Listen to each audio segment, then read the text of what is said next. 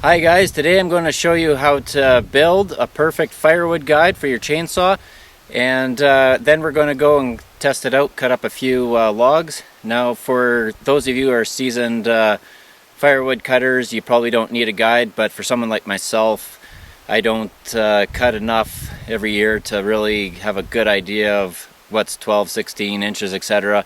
And I'm cutting this for my stove, so it has to be kind of a specific size to maximize the use out of it. So anyways, let's go ahead and check out how I put this together.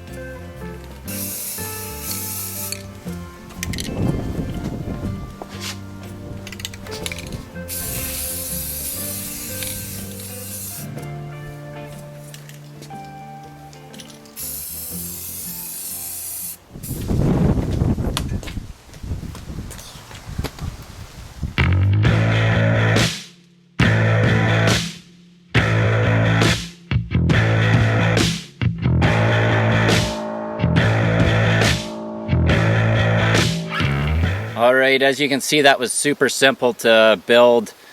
Basically just a magnet on some plastic pipes. So let's go and test it out.